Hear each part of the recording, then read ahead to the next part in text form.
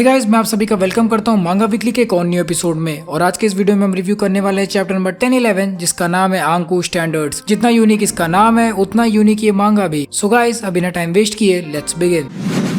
Hey players, this is again fan of promotion time और इस बार मेरे पास कुछ नया है। तो आप लोग ऑलरेडी एक मांगा रिव्यू देख ही रहे हो। सो मेरे पास आपके लिए कुछ नया है मेरे डिस्कॉर्ड पे। तो ये मैंने अपना डिस्कॉर्ड ओपन कर लिया है एंड यहाँ पर मेरे एक लॉन्ग टाइम सब्सक्राइबर जो कि अब मेरा एक फ्लीट मेंबर है, फ्लीट कमांडर है, CHK एडिट्स ने अपना खुद का एक मांगा बनाया है, वो भी हिंदी में। सो आई वुड लाइक कि आप लोग जाके उसका मांगा चेक करो जो कि मेरे डिस्कॉर्ड पे अवेलेबल है। आप लोग यहाँ पर देख सकते हो, यहाँ पर सब कुछ हिंदी में है एंड लुक्स ग्रेट। मांगा काफ़ी अच्छा लग रहा है एंड इसकी कलरिंग प्रोसेस भी चालू है जो कि रियूज़ाकी कर रहा है। सो बहुत अच्छे कलर्स आने वाले हैं इस पूरे मांगा में। सो या आप लोग जाओ और अच्छे अच्छे कमेंट्स ड्रॉप करो ताकि उसको मज़ा आ जाए और उसकी मेहनत को मतलब अच्छा लगे यार। ठीक है, so go and check out on my discord और लिंक आपको डिस्क्रिप्शन में मिल जाएगा। So yeah now let's get on with the video. So chapter number 10-11 ये चैप्टर बहुत ही अलग था। नाम की ही बात करें तो इसका नाम है आंकू स्टैंडर्ड्स। काफी लोग को लग रहा होगा कि आंकू का मतलब योंको से कुछ लेना देना है, बट ऐसा कुछ भी नहीं है। आंकू का मतलब है रेड बीन सूप और उस सूप से हुई डील्स, हेंस आंकू स्टैंडर्ड्स। लेकिन चैप्टर को रेड बीन का नाम देने की क्या जरूरत थी? वेल, इसका आंसर चैप्टर के एंड में है, क्योंकि एंड में जो कुछ भी हुआ है वो बिल्कुल ही अनएक्सपेक्टेड था। बेसिकली मैं ये कहूंगा कि इस चैप्टर की एंडिंग से कम्युनिटी पागल हो गई होगी कि अब सीरीज किस तरफ टर्न ले रही है। पता नहीं ओडा सेंसे में ऐसा क्या है, जब जब उन्होंने ब्रेक लिया है, ब्रेक के बाद कुछ भयंकर ही हुआ है। इस चैप्टर के बाद ये योंको वर्सेस फर्स्ट जनरेशन का सिचुएशन भी बहुत ही ज्यादा इंट्रिगिंग हो गया है। आप पूछेंगे कि क्यों? वेल, टर्न्स आउट कि एक योंको, एक god level pirate, is siding with rookies. हाँ भाई, this is happening again. Again से मेरा मतलब है just rewind back to Marineford, things were very similar. उस टाइम पर व्हाइट बियर्ड ने लूफी का साइड लिया था और इस बार बिग मॉम लूफी के फ्रेंड्स का। मतलब उस लेवल या उस इमोशन से नहीं जिसकी वजह से व्हाइट बियर्ड ने लूफी की हेल्प की थी, बट स्टिल सिचुएशन कुछ सिमिलर है एंड ये सब all because of A red been soup. खैर, ये सब तो एंड की बातें हैं, बट जो मजा अभी काइडो और लूफी में आ रहा है वो प्राइसलेस है। जस्ट थिंक, एक रूकी और एक योंको फाइट करते हुए को एंजॉय कर रहे हैं and the clash of hockey is just amazing. ये सोचो कि जब ये एनिमेट होगा तो वन पीस का सबसे intense moment, the clash of hockey, almost her attack में दिखेगी and I am really excited for the anime. So guys, अब एक ब्रीफ ओवरव्यू के बाद हम ब्रेक डाउन करते हैं मांगा को सीन बाय सीन में। तो अगर आपने अभी तक मांगा नहीं पढ़ी तो उसको जल्दी से साइड में ओपन कर लो। Scene number 1, Big Mom. याद है लास्ट चैप्टर में बिग मॉम को प्रोमेथियस ने बचा लिया था, बट सिचुएशन थोड़ा सा अलग है। किड और किलर वहीं एज पर हैं और वो दोनों परेशान है क्योंकि बिग मॉम कुछ करने वाली है। किड और किलर देख ही रहे होते हैं कि तभी एक लाइटनिंग बोल्ट उनकी तरफ आती है। ये देखकर किड बोलता है कि यार अभी तो उस लाइटनिंग वाले को निपटाया था। तभी एंटर्स बिग मॉम और वो बोलती है कि चलो देखते हैं कि तुम क्या कर सकती हो, अपनी पावर्स यूज करो हीरा। किलर और किड डॉज करने वाले होते हैं but lightning is faster. Full गोरा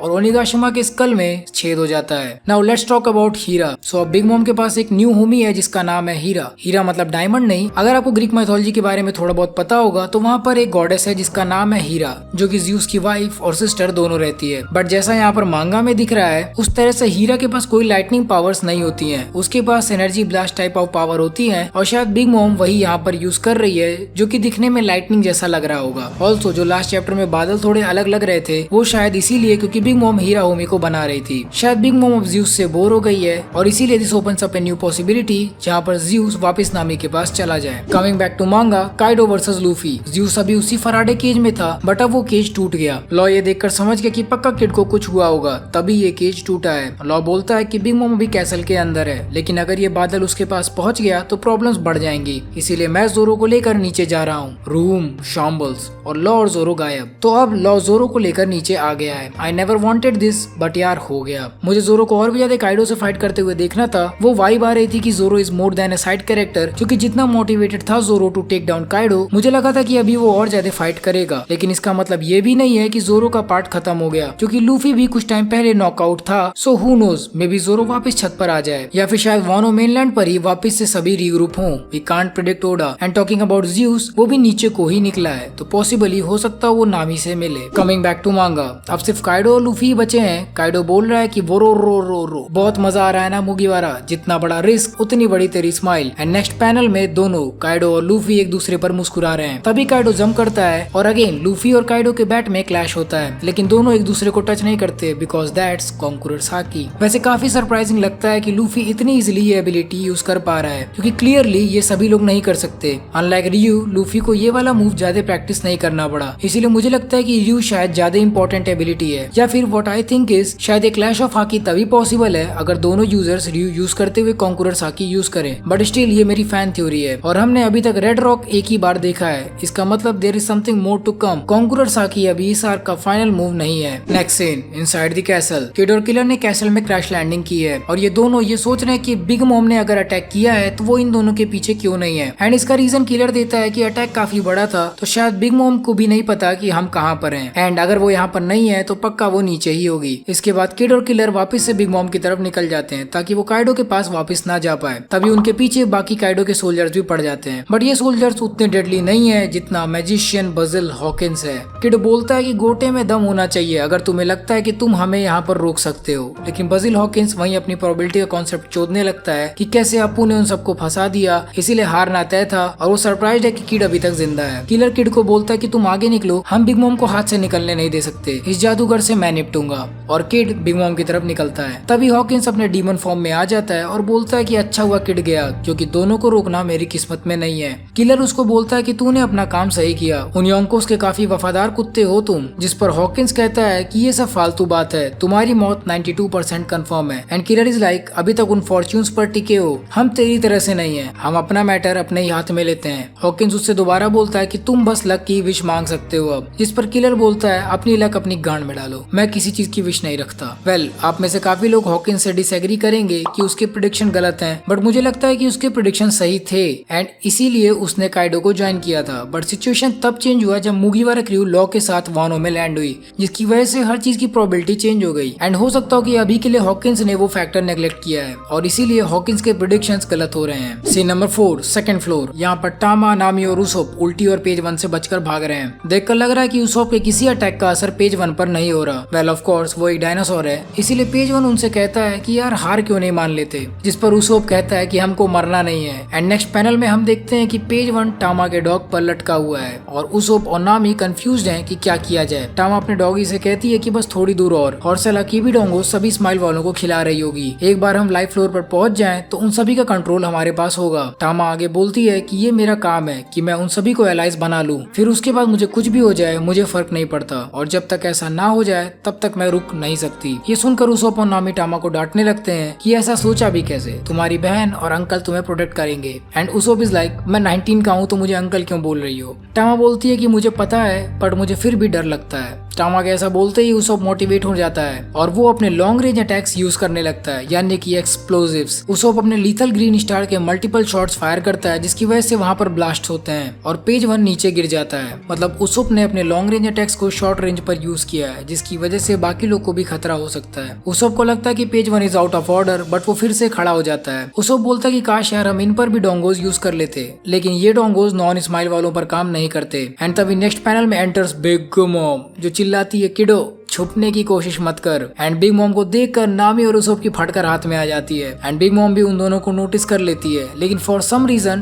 टामा को देखते ही उसका गुस्सा खत्म हो जाता है और वो एक हम्बल वुमेन की तरह बात करने लगती है। वो टामा से बोलती है कि बेटा तुम इतने डेंजरस जगह पर क्या कर रही हो, जिस पे टामा बोलती है कि मुझे आपकी चिंता थी जब आप उडोन से गायब हो गई थी। प्रोमेथियस बैकग्राउंड में बोलता है कि ये मामा का मदरिंग नेचर है जो छोटे बच्चों को देख कर आ जाता है। वैसे ये लॉजिकल बात है प्रोमेथियस की, क्योंकि अगर किसी के 85 बच्चे हों तो बाय डिफॉल्ट वो पूरी दुनिया की माँ बन जाएगी। बिग मॉम उसको थैंक यू बोलती है फॉर टेकिंग केयर ऑफ जब उसकी मेमोरी चली गई थी, और बोलती है कि मैं वो रेड बीन सूप कभी नहीं भूलूंगी जो तुमने ओकोबोरी टाउन में मुझे दिया था, वो बहुत टेस्टी था। टामा ये सुनकर सैड हो जाती है और बोलती है कि ओलिन-चान ओकोबोरो टाउन अब नहीं रहा, सबने समुराई रेड को सीक्रेट रखने की कोशिश की और इसीलिए काइडो की आर्मी ने पूरा टाउन जला दिया। And big Mom is like what the fuck, और सभी सीन्स बिग मॉम को फ्लैशबैक होने लगते हैं। जस्ट नेक्स्ट पैनल में अब बिग मॉम भी गुस्से में है कि काइडो के चमचों ने ऐसा किया कैसे जब उस टाउन ने मुझे इतने अच्छे से ट्रीट किया था। और तभी पीछे से पेज 1 भी आ जाता है और वो टामा पर अटैक करने वाला है। पेज 1 बिग मॉम से बोल रहा है कि बिग मॉम बहुत सही टाइमिंग है आपकी, उन दोनों को जाने मत देना। और पेज 1 उसोप और नामी को बोलता है कि बस अब तुम दोनों खत्म। बिग मॉम बोलती है कि हरामी, पायरेट्स भले ही क्रूएल हो लेकिन हराम का कोई नहीं खाता। एंड बिग मॉम हार्डनिंग करके पेज 1 को पेल देती है। क्या बोल रहा है?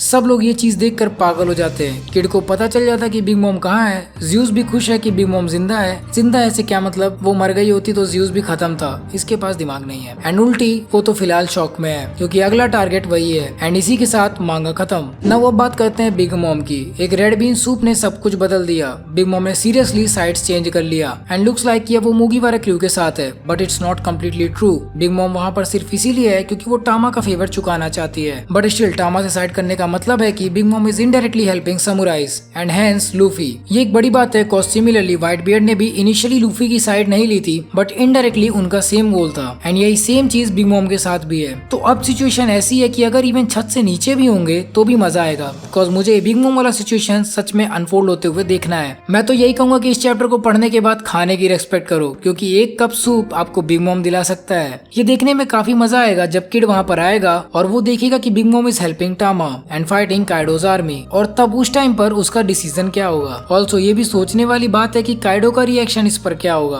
कि बिग मॉम ने उसको बिट्रे कर दिया, उस औरत ने जिसको वो अपनी बड़ी बहन मानता है। एंड मोस्ट इम्पोर्टेंट फैक्ट कि क्या बिग मॉम उन लोगों से टीम अप करेगी जिन्होंने उसके आइलैंड पर इतना बवाल किया था। I am interested to read the next chapter, लेकिन मांगा नेक्स्ट वीक पर फिर से ब्रेक पर है तो अपने घोड़े संभालने पड़ेंगे। और इसी के साथ end of review of chapter number 10-11 आंकू स्टैंडर्ड्स।